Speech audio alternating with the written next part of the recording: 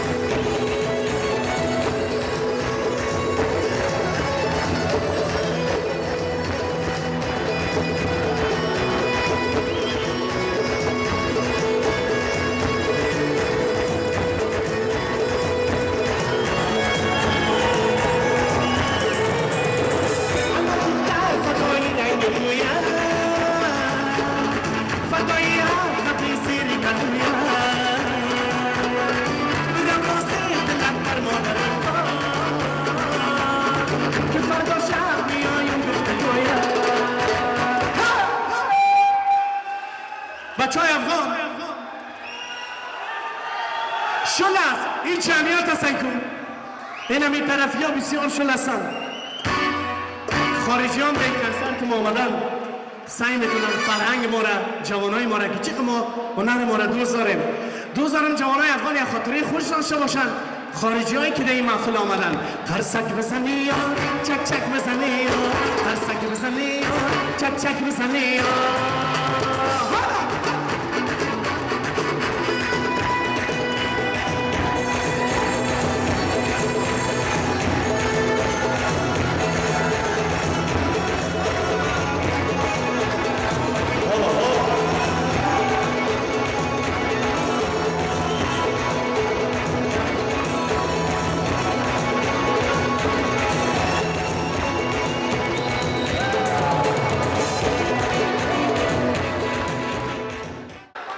بله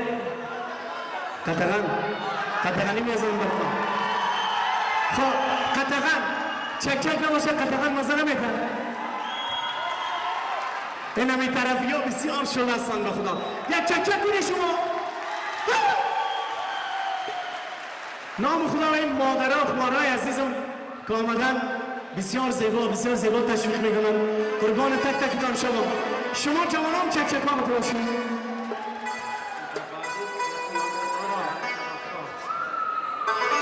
قطغانی چک ها بالا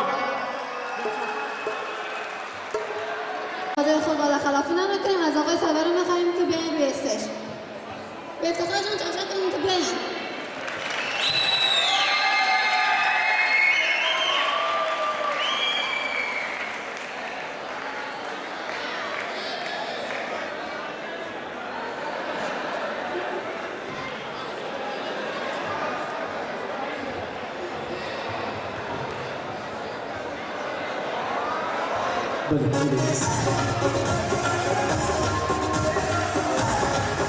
جوانه دوزارم چکچکا آلا باشن